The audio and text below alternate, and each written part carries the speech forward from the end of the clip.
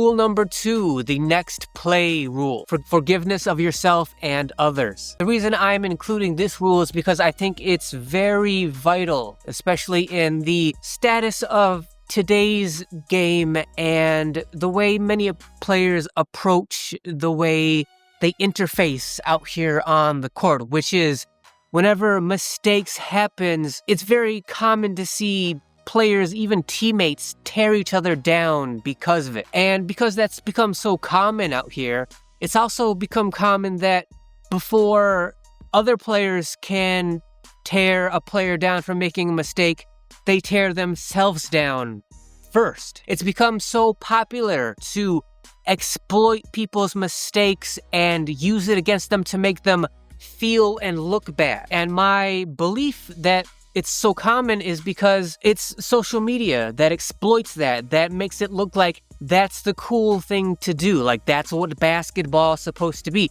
If someone makes a mistake, the cool thing to do is to, like, throw it in their face and make them look and feel bad. And I'm here to promote the very opposite of that, which is mistakes are going to happen. They need to happen. It's part of the game, especially the younger you are and the more of a beginner you are. But the more you dwell on the mistakes, the more you paralyze yourself, whether it be you dwelling on your own mistakes or other people's mistakes. And when you paralyze yourself, you're hurting your team. And how can you move on to the next possession and have a good quality next possession when you're dwelling on the mistake that has been made? I'm not saying that you should ignore the mistake and pretend it didn't happen.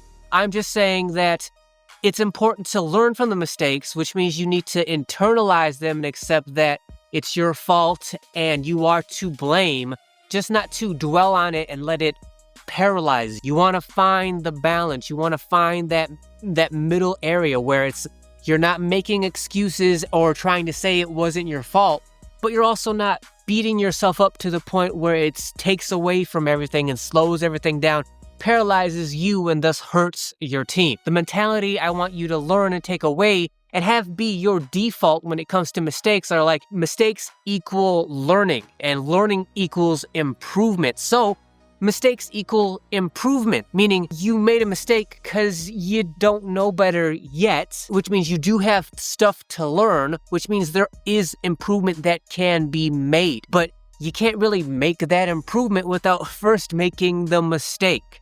So mistakes suck and they really can throw you off your game.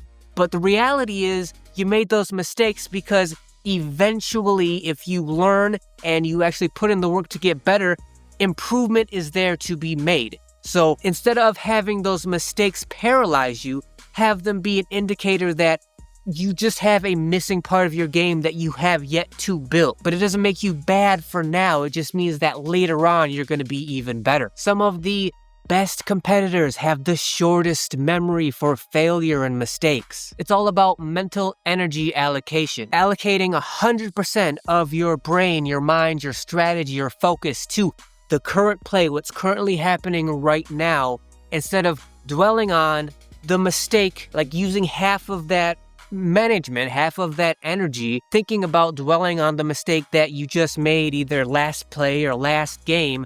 Just devote 100% of that mental energy to what's happening right now and staying in the present. You can't control what happened in the past, meaning like you can't go back in time and take that mistake back. All you can do now is learn from it